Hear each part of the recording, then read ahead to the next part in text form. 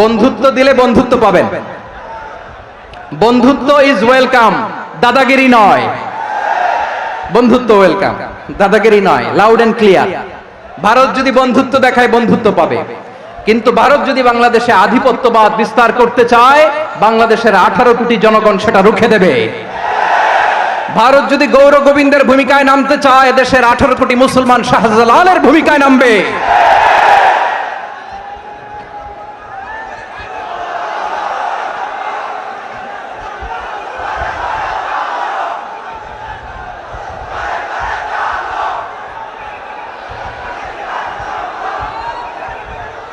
প্রিয় ভাইয়েরা, আমাদের একটা প্রতিবেশী দেশ আছে, আমরা আমাদের দেশ নিয়ে যত ভাবি তারা তার চেয়ে বেশি ভাবে।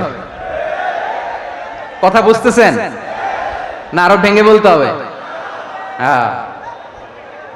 আমরা আমাদের দেশ নিয়ে যত উদ্বিগ্ন, এদের আরো টেনশন বেশি। বলেন, আমাদের দেশে শান্তি আছে না নাই? আমরা হিন্দু মুসলিমে কখনো দাঙ্গা লাগে? আসতে বলেন, কেন লাগে? ওদের পূজা পর্বণে আমাদের মাদ্রাসার ছেলেরা যে পাহারা দেয়, চিল্লায় বলেন ঠিক কিনা? আমাদের তাফসির মাহফিলের সময় ওরা ডিস্টার্ব করেন, ঢোল বাজায় না। ওদের পূজা পর্বণের সময় আমাদের তাফসির মাহফিলের ডেট হলে আমরা চেঞ্জ করে দেই। সুবহানাল্লাহ, কি সাম্প্রদায়িক সম্প্রীতির রোল মডেল। আর ওই বাংলাদেশের ব্যাপারে তারা অনেক ডিস ইনফরমেশন ছড়াচ্ছিল। ভারতের অনেকগুলো গণমাধ্যম, আমি জেনারেলাইজ করব না, আমাদের প্রতিবেশী দেশের সব গণমাধ্যমকে আমি দোষ দিতে চাই না, অনেকগুলো গণমাধ্যম তারা ডিস ইনফরমেশন শেয়ার করেছে। ডিস ইনফরমেশন আর মিস ইনফরমেশনের পার্থক্য আছে। মিস ইনফরমেশন না জেনে ভুল বুঝে একটা মিথ্যা বা ভুল তথ্য ছড়িয়ে দেয়া, এটার ক্ষমা আছে, এটার কি আছে? আর ডিস ইনফরমেশন মানে ইচ্ছা করে, প্ল্যান করে, ম্যাপ করে, ছক এঁকে মিথ্যা, গুজব, রটনা সোশ্যাল মিডিয়ায় ছড়ানো, এটার ক্ষমা আছে? আওয়াজ করে বলেন, ক্ষমা আছে? ভারতের কিছু গণমাধ্যম তাই করেছে। আমরা ব্যথিত হয়েছি, আমাদের হৃদয়ে রক্তক্ষরণ হয়েছে। আমাদের প্রতিবেশী দেশকে বলতে চাই, আমাদের দেশ নিয়ে আপনাদের ভাবার দরকার নাই। নিজের চরকায় তেল দেন, নিজের দেশ নিয়ে ভাবেন। গত মাসের ভয়েস অফ আমেরিকার রিপোর্ট, বাংলাদেশে সংখ্যালঘু জনগোষ্ঠী আগের চেয়ে বেশি নিরাপত্তা পাচ্ছে। Report voice of America, Muslim report নাকি? মুসলিম জরিপ, ভয়েস অফ আমেরিকা। কথা বুঝে নাই বোধহয়। ভয়েস অফ আমেরিকা কি আমাদের রিপোর্ট? না, ভয়েস অফ আমেরিকার জরিপ, বাংলাদেশের সংখ্যালঘু জনগোষ্ঠী আগের চেয়ে ভালো নিরাপত্তা পাচ্ছে। শুধু এখানেই শেষ না, মাইক্রোসফটের একটা জরিপ শোনায় আপনাদেরকে। তারা সারা পৃথিবীতে গুজব, ভুয়া আর মিথ্যা নিউজ ছড়ানোতে কোন দেশ সেরা একটা রিপোর্ট করেছে। এর মধ্যে 1 নম্বরে এসেছে ভারতের নাম। মাইক্রোসফট তো মুসলমানরা চালায় না? কথা বুঝে নাই বোধহয়। প্রতিবেশী দেশকে বলবো, আপনারা নিজের চরকায় তেল দেন, আপনারাও শান্তিতে থাকেন, আমাদেরকেও শান্তিতে থাকতে দেন। সব চেঞ্জ করা যায়, প্রতিবেশী চেঞ্জ করা যায় না। আমাদের ল্যান্ড তাদের ল্যান্ড, পাশাপাশি। আমরা চাই তারাও সুখে থাক, আমরাও সুখে থাকি, ঠিক কিনা? কিন্তু প্রতিবেশী হলে বন্ধুত্বপূর্ণ আচরণ করতে হয়। প্রতিবেশী যদি বন্ধু না হয়ে প্রভু হতে চায়, এরকম দানব প্রতিবেশী কেউ চায় না।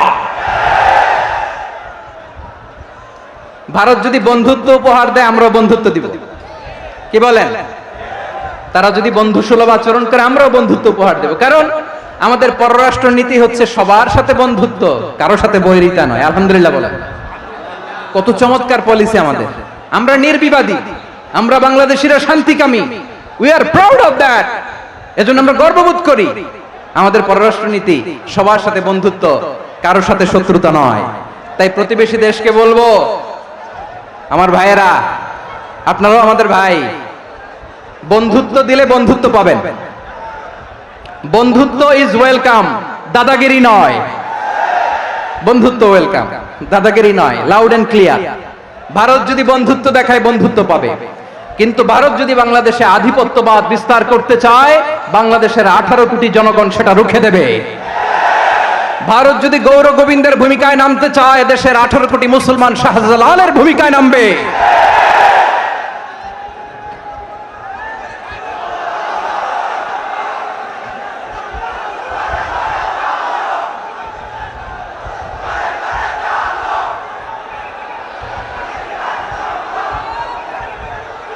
প্রিয় ভাইয়েরা, আমরা বন্ধুত্বে বিশ্বাসী, শত্রুতায় নয়, ঠিক কিনা বলেন?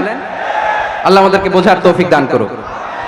তাহলে এই যে তারা বলেছে এদেশে সংখ্যালঘুরা কষ্টে আছে, দুঃখে আছে, এটা কি ঠিক? বলেন, এটা কি ঠিক? না, তারা ডিস ইনফরমেশন শেয়ার করেছে, এটা ঠিক নয়। আমার প্রতিবেশী বন্ধু রাষ্ট্রকে বলবো, আপনারা এটা করবেন না, এটা করবেন না। আমরা শান্তিতে আছি, আপনারাও শান্তিতে থাকেন, আমাদেরকেও শান্তিতে থাকতে দেন। এই যে চিটাগাংয়ের অ্যাডভোকেট আলিফ হত্যাকাণ্ডে গোটা বাংলাদেশ আমরা ধৈর্যের পরাকাষ্ঠা দেখিয়েছে, চিল্লায় বলেন ঠিক কিনা? আমাদের নেতা আমাদেরকে ডেকেছে, আমরা শান্ত থেকেছি। আমরা শান্ত থাকতে চাই, আমরা ঐক্যবদ্ধ থাকতে চাই, যে কোনো ষড়যন্ত্র রুখে দেওয়ার জন্য ঐক্যবদ্ধ প্রচেষ্টার কোনো বিকল্প নাই। তাই আজকের আলোচনার ছোট্ট একটা টপিক আমি শিরোনাম ঠিক করেছি, আমাদের জীবনে, সমাজ জীবনে, ধর্মীয় জীবনে, রাষ্ট্রীয় জীবনে ঐক্যবদ্ধ থাকার গুরুত্ব। এবার আওয়াজ করে পেকুয়ার ভাইয়েরা বলেন, আমরা ঐক্যবদ্ধ জীবনযাপন করতে চাই কি চাই না? আল্লাহ তাআলা সে নির্দেশনাই দিচ্ছেন।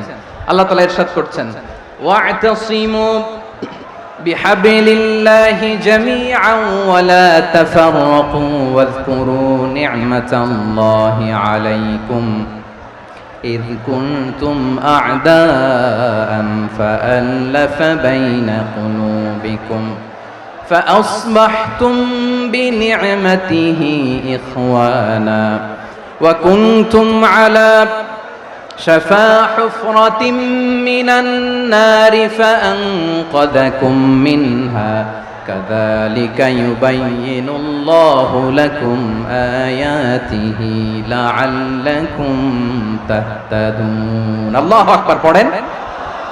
আল্লাহ বললেন, ও গোলামেরা শোনো, ওয়া'তাসিমু বিহাবলিল্লাহি জামিআ, ও আমার গোলামেরা সবাই মিলে আল্লাহর রশিকে আঁকড়ে ধরো। আল্লাহর রশি হলো ইসলাম, আল্লাহর রশি হলো কোরআন। আল্লাহ বললেন, কোরআনকে আঁকড়ে ধরো, ইসলামকে আঁকড়ে ধরো। একা একা আঁকড়ে ধরলে চলবে না, জামিয়া, সবাই মিলে আঁকড়ে ধরো। এই আদেশটা আমাদের জন্য দান করেছেন কে?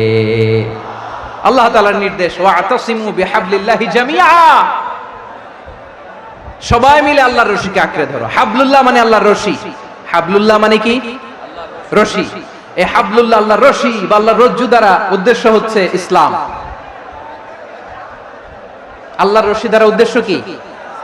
তাফসিরে অনেক ব্যাখ্যা এসেছে। এই এরকম পরিস্থিতিতে তাফসিরের সূক্ষ্ম সূক্ষ্ম বিষয়গুলো আমরা শোনাতে চাই, কিন্তু পরিবেশ হয়ে ওঠে না। আল্লাহর রজ্জু বা আল্লাহর রশি দ্বারা উদ্দেশ্য হচ্ছে ইসলাম। আল্লাহর রজ্জু বা আল্লাহর রশি দ্বারা উদ্দেশ্য হচ্ছে কোরআন, কারণ কোরআন আমাদেরকে ঐক্যবদ্ধ করে, ইসলাম আমাদেরকে ঐক্যবদ্ধ করে। চিল্লায় বলেন ঠিক কিনা? এজন্য আল্লাহ বললেন, তোমরা আমার রশিকে আঁকড়ে ধরো, বিচ্ছিন্ন হয়ে না। আমার দেয়া নেয়ামতগুলো স্মরণ করো। যখন তোমরা ছিলে শত্রু, তোমাদের মধ্যে হৃদয়ে আমি আল্লাহ ভালোবাসা ঢেলে দিলাম, ফলে তোমরা সবাই ভাই ভাই হয়ে গেলে। তোমরা সবাই ছিলে জাহান্নামের কিনারায়, জ্বলন্ত অগ্নিকাণ্ডের পাশে। আমি আল্লাহ দয়া করে ঈমানের বদৌলতে তোমাদেরকে আগুন থেকে ফেরালাম। আমি আল্লাহ দয়া করে তোমাদেরকে জান্নাতের পথ দেখিয়ে দিলাম। সুবহানাল্লাহ পড়েন। এমন পথ দেখালাম যে পথ তোমাদেরকে জান্নাতে নিয়ে যাবে, পথের দিশা তোমরা পাবে। লাআল্লাকুম তাহতাদুন। প্রিয় ভাইরা, তাহলে আমাদের যে ঐক্যবদ্ধ থাকতে হবে, এই নির্দেশটা কার? নাকি মন মতো আমি বানায় বলতেছি? আওয়াজ করে বলুন, নির্দেশটা কার? আল্লাহ। তাহলে আমাদেরকে ঐক্যবদ্ধ জীবন যাপন করতে হবে। প্রিয় ভাইরা, ইসলাম আমাদেরকে ঐক্যবদ্ধ করে। ইসলাম আমাদেরকে কি করে? সংঘবদ্ধ করে, ঐক্যবদ্ধ করে। বিচ্ছিন্ন হওয়া যাবে না। বিরোধ, বিচ্ছিন্নতা, মতানৈক্য, এগুলো আমাদেরকে ধ্বংস করে, আমাদেরকে দুর্বল করে। আর আমাদের ঐক্যবদ্ধ প্রচেষ্টা আমাদেরকে বিজয়ের দিকে এক ধাপ এগিয়ে নেয়। চিল্লায় বলেন ঠিক কিনা? এজন্য আল্লাহ বললেন, ওয়া'তাসিমু বিহাবলিল্লাহি জামিআ, তোমরা আল্লাহর রশিকে আঁকড়ে ধরো, তোমরা ঐক্যবদ্ধ জীবন যাপন করো, তোমরা বিচ্ছিন্ন হইও না। বিচ্ছিন্ন হইলে লস, ঐক্যবদ্ধ হলে সেখানে কল্যাণ আছে না নাই? মাইকে কি সমস্যা হয়েছে কোনো? হ্যাঁ, এবার ঠিক আছে। প্রিয় ভাইয়েরা, শেষ করে দেই না? তাইলে শেষ করে দিব তো? গত 2 দিন আগে এসে বসে আছেন, আর আমি আসার 20 মিনিটের মধ্যে উঠে যাচ্ছেন কেন? আর সহ্য হচ্ছে না? আর পারতেছেন না? হ্যাঁ,